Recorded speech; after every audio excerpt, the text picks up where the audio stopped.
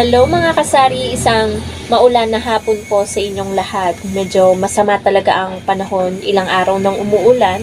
So for today's video, ang isi-share ko po sa inyo mga kasari is about GCash.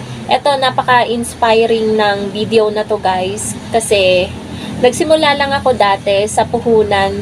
Nag-start lang talaga ako sa puhunan sa GCash ng 500 pesos. At isi-share ko sa inyo guys kung paano siya umabot ng 17K. Wala pa po akong isang taon nag-GCash. Kakasimula ko lang nito, siguro mga ilang buwan pa lang. So, nasa 17K na po yung laman ng ating GCash ngayon. So, paano ko nga ba siya napalago? Itong mga isi-share ko naman sa inyo guys ay base lamang sa aking sarili kung paano ko siya napalago. And I'm so happy. Kahit itong halagang to, para sa akin malaki na to guys. Pero sa iba, kung i-compare nyo, yung 17K ay putal lang sa laman ng GCash nila. Pero I'm so thankful na napalago ko siya. Imagine, nag-start lang po ako sa 500 pesos na kapital sa GCash. And umabot na po siya ng 17K. Yun po yung lahat-lahat na laman ng GCash ko. Ang dami ko na pong nakaltas doon, na ipambayad sa ganito, na ipambayad sa ganyan, na ipambayad kung kanino man. Pero kung ito total lahat-lahat yun, baka nasa 20 plus na. Pero ang isinama ko lang guys is yung talagang laman ngayon ng GCash. So, ayan. Nagsimula po ako mga kasaring mag-GCash dahil marami pong naghahanap. And ako nanghihinayang din. Wala pa talaga akong idea noon. Ano ba yung cash in? Ano ba yung cash out? Talagang pinag-aralan ko lang, nanood lang ako sa YouTube. Kaya nalaman ko kung paano yung transaction about doon. And dati, hindi ko din alam. Pwede palang magbayad ng Meralco bill sa GCash. So, nanood lang din ako. So, ngayon, tumatanggap na ako dito guys ng mga gusto nilang magbayad ng Meralco bill. Yan, ng kuryente, ng tubig, pwede rin. Pero wala pa akong idea about sa tubig kasi hindi ako natanggap sa tubig. Pero meron na, nakikita ko naman. So, ayun. Alam na alam yan ng kapatid ko na nag-start lang ako sa 500 pesos kasi sa kanya ako lagi nag-uutos na magpa-cash in ng 500. So, yun, unti-unti, nag-start lang ako guys talaga sa load. Syempre sa load naman, 3, 5 piso yung ano natin dyan. Syempre yung 500, pwede pa nating magkatubo tayo ng mapaabot natin ng 100. So, habang lumalaki, syempre nagkakatubo, unti-unti nang nadadagdagan mga kasari yung ating pinapa-cash in sa ating kapatid. So, ang pagka-cash in naman, sa Alphamart ako nagpapa-cash in kasi hindi naman masyadong malakas dito talaga ang GCash eh. Kapag may naghanap lang talaga, gusto ko na hindi na sila aalis dito sa tindahan. So, hanggang 8,000 lang yung walang charge kay Alphamart. So, kapag naano mo na yon within 1 month, nakapag-cash in ka na ng 8,000, sa susunod na pa-cash in mo, may charge na 2% na yon. Sa 5,000, dati nakaranas ako magpa-cash in kasi nahit ko na yung 8,000. Nakaranas ako na makaltasan ng 100 pesos. Pero sa akin naman, mababawi ko naman yun eh. Lalong-lalo na kapag may nagpa-cash in, cash out sa akin. Iikot-ikot lang naman yung ano dyan eh. Yung inilabas nating pera. Pabalik-balik lang yan. So, bawing-bawi naman natin yung 100 pesos na chinarge ng Alphamart. So, ayun. Unti-unti nang lumalago hanggang sa naging 2,000, 3,000, 4,000, 5,000 na yung nagiging laman. Tapos umabot ng 10,000. Bumaba pa nga yan halos guys kasi pinambayad namin ng utang nung kami ay na-aksidente. Bumaba siya sa 10,000. Tapos nung itong nakabalik na ako, ayan, umabot na siya ng 17K. And I'm so happy naman guys. Para sa akin, malaking halaga na yun. 17K. Hindi natin yun mapupulot lang kung saan-saan. Pero ang nagpapalaki talaga ng mabilis sa pag-GCash sa tindahan is yung cash in, cash out. Yung charge ko naman same lang sa cash in, cash out na 20 pesos kada 1K. Yon. Alam ko kasi sa ibang tindahan ay 30 pesos. Pero ako, siname ko na 20 pesos kada 1K. Yung iba nga talagang nagre-reklamo pa. May mga customer talaga na reklamador hindi nila alam na mas mababa pa nga yung pag-charge natin kapag pumunta sila sa ibang tindahan, mas lalo pa silang mapapamahal. So, ayun, sinasabi ko naman sa mga customer ko, kung namamahalan po kayo, punta po kayo sa iba. Baka mas lalo pa po kayo mapamahal.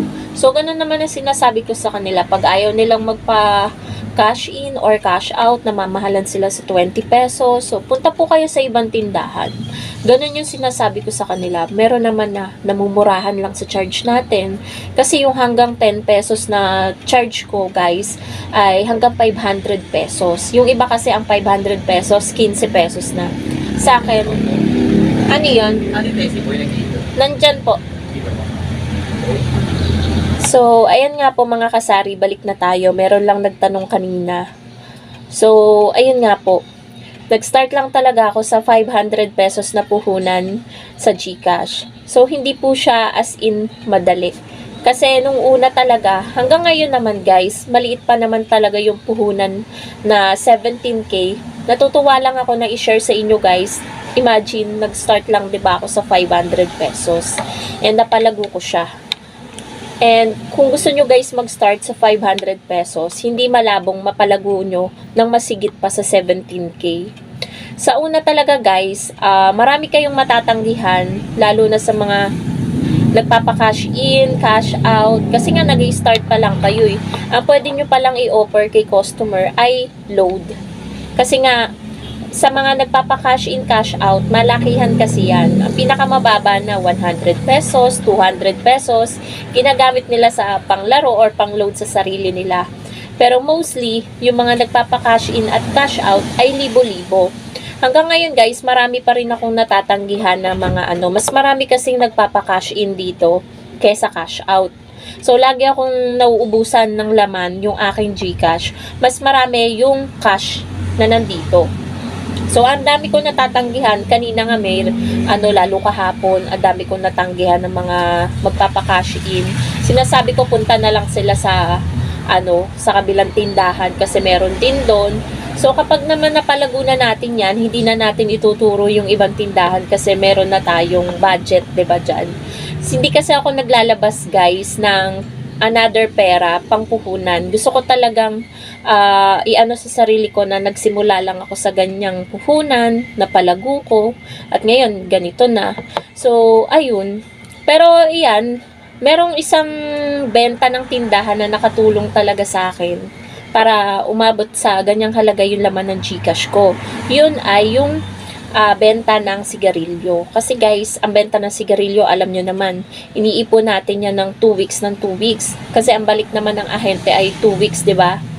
2 weeks ng 2 weeks. So, bago sila dumating, nagagamit natin yung laman ng natin, benta natin sa sigarilyo.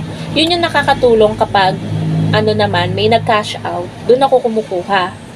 So, ito ay tips sa inyo guys. Kung may laman yung benta nyo sa sigarilyo or binubukod-bukod nyo, pwede kayo dun muna kumuha. At kapag may nagpa-cash in naman, tsaka nyo naman ibalik. Ibabalik nyo din. Parang nangihiram lang kayo. Tapos, kapag may nagpa-cash in, ibabalik nyo ulit. So, ganun yung naging routine ko habang mababa pa yung laman ng aking GCash. So, yun yung routine ko everyday kapag may nagpapa-cash in at cash out. Pero, ibinabalik ko din naman agad-agad kapag may nagpa-cash in na sa akin.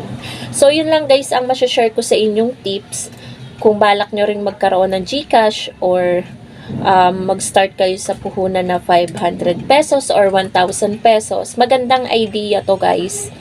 Kung wala naman kayong benta sa sigarilyo, pwede naman yung benta nyo sa alak or kahit saang benta nyo, hiram muna kayo doon, tapos kapag may laman na yung GCash nyo, tsaka nyo na lang ibalik.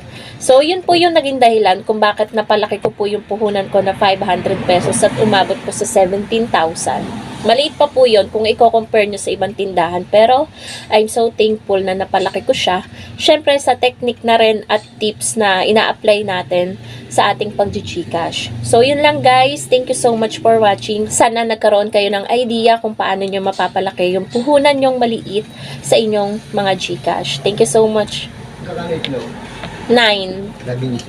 So, ayan po mga kasari, meron lang pong bumili. Thank you so much for watching. Happy selling po sa inyong lahat and God bless po. Bye guys! Syempre, don't forget to subscribe.